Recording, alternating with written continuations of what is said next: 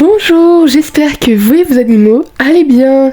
Aujourd'hui, on va casser des mythes. Oui, parce qu'il y a plein d'idées reçues sur les cochenards qu'on entend partout, en animalerie, sur internet, parfois même chez des vétérinaires qui ne sont pas NAC. Et malheureusement, ces fausses croyances peuvent vraiment nuire à leur bien-être. Que ce soit, c'est simple à gérer, ils mangent un peu de tout, ils n'ont pas besoin d'espace, etc.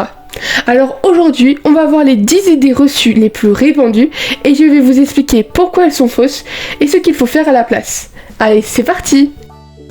Première idée reçue, un cochon peut vivre tout seul, il ne s'ennuie pas et est heureux comme ça. Alors pourquoi on l'entend souvent?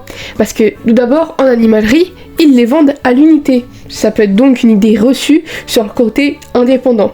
Beaucoup de gens aussi pensent qu'un animal calme, c'est égal à un animal solitaire, ce qui n'est pas du tout le cas pour le cochon d'Inde. En animalerie, on dit aussi souvent que c'est mieux d'en adopter un seul pour ne pas qu'il se batte. Alors pourquoi c'est faux? Le cochon d'Inde, comme vous le savez, est un animal grégaire. Dans la nature, il vit en groupe et communique énormément. Il a besoin de relations sociales avec ses congénères, pas juste d'un humain.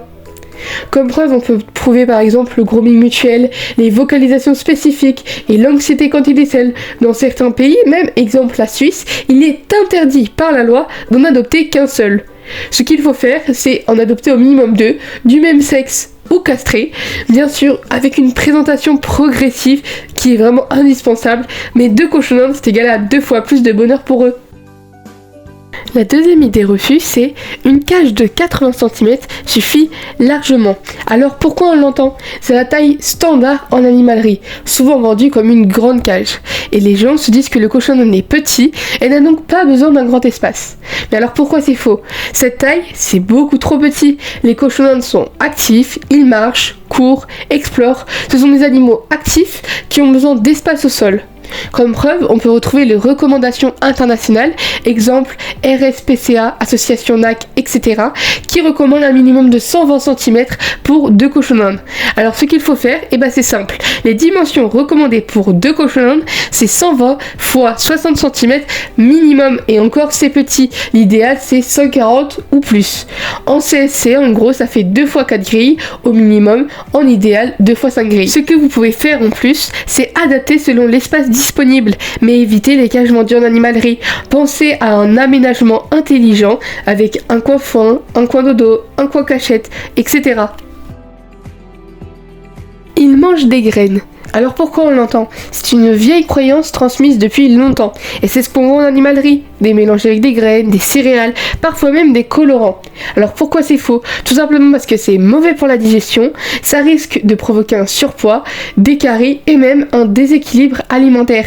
Ce qu'il faut donner, je vous le dis et redis, du foin à volonté de qualité qui représente 80%, des légumes frais et variés qui représentent de 15 à 20% et des granulés de qualité sans céréales qui représentent 5%. Ils aiment être dans les bras, ils sont faits pour être câlinés. Alors pourquoi on l'entend? Ils sont mignons, petits, donc on les associe à un animal peluche. Pourquoi c'est faux? Ce sont des proies, le contact soudain les stresse beaucoup. Certains peuvent aimer le contact, mais ça se construit avec du temps. Ce qu'il faut faire, toujours les laisser venir à toi, les apprivoiser avec la voix, les légumes, des petites interactions et pas de gestes brusques. Une gamelle d'eau, ça va se renverser, ils boivent dans un biberon, c'est plus propre. Alors pourquoi on l'entend? C'est une logique de propreté. Le biberon semble plus propre et ainsi on le voit souvent accroché au barreau. Mais alors pourquoi c'est faux? On a une position inconfortable pour le cochon d'Inde, on a un débit d'eau beaucoup trop faible et beaucoup de fois il peut fuir ou se boucher. Ce qu'il faut faire, c'est une gamelle lourde et stable, nettoyer chaque jour. Tu peux en tester plusieurs et voir ce que tes loulous préfèrent. Comme 6e idée reçue, on va voir, ils n'ont pas besoin de soins, ils ne tombent jamais malades. Alors pourquoi on l'entend? Comme ils sont calmes, on croit qu'ils sont robustes. Étant donné qu'ils vivent tranquilles, ils n'attrapent rien. Mais alors pourquoi c'est faux? Les cochons d'Inde cachent la douleur, donc quand on voit les signes, c'est souvent trop tard. Ils peuvent avoir beaucoup de problèmes, comme un problème dentaire, respiratoire, avoir des parasites. Beaucoup de maladies évoluent vite et silencieusement. Alors ce qu'il faut faire, une surveillance quotidienne, une consultation NAC dès le moindre doute, la coupe des griffes, le nettoyage, la pesée hebdomadaire, le brossage 6 poils longs, la surveillance des dents, des poils et des yeux. C'est nécessaire pour que votre loulou reste en bonne santé, car oui, un cochon d'Inde peut tomber malade. En 7, ils peuvent vivre dehors toute l'année. Alors pourquoi on l'entend? On pense qu'ils s'adaptent comme les lapins. Mais alors pourquoi c'est faux? Ils supportent très mal les écarts de température. Ce qu'il faut faire en extérieur possible, uniquement si il y a un climat doux, pas de courant d'air, un abri parfaitement, et je dis bien parfaitement isolé, et une surveillance constante de la température et de l'humidité. Ils n'ont pas besoin de sortir de leur cage. Alors pourquoi on l'entend? On se dit que s'ils ont une grande cage, c'est suffisant. Mais alors pourquoi c'est faux? Ils ont besoin de bouger, explorer, stimuler leur cerveau. Une sortie, c'est égal à un bien-être mental plus physique.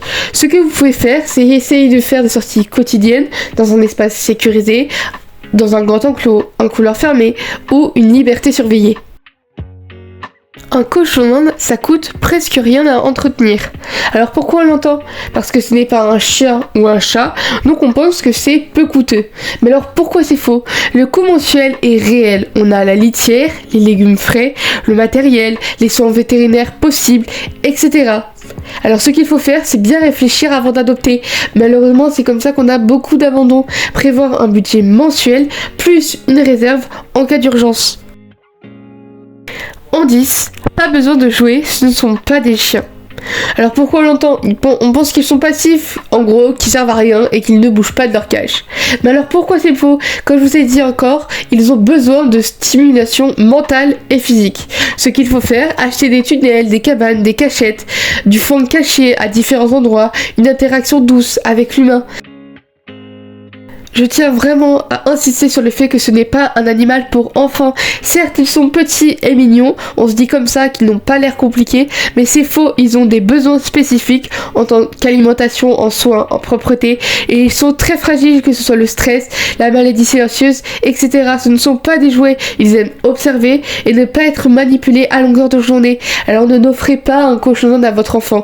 Un adulte doit toujours superviser. L'enfant peut aider, mais ce n'est pas son animal. Voilà, on a vu 10 idées reçues qui peuvent vraiment poser problème pour nos petits cochons d'Inde. Si tu veux bien t'en occuper, il faut déconstruire ce qu'on t'a peut-être dit au début et surtout apprendre à les comprendre. Et si tu entends quelqu'un répéter une de ces fausses informations, tu pourras maintenant lui expliquer pourquoi c'est faux avec bienveillance. N'oubliez pas, un cochon d'Inde respecté et compris, c'est un cochon d'Inde qui vit longtemps. Merci beaucoup d'avoir regardé jusqu'au bout. N'hésite pas à liker et à t'abonner, ça m'aidera énormément à continuer de partager ma passion pour ces adorables animaux. Allez, à très bientôt!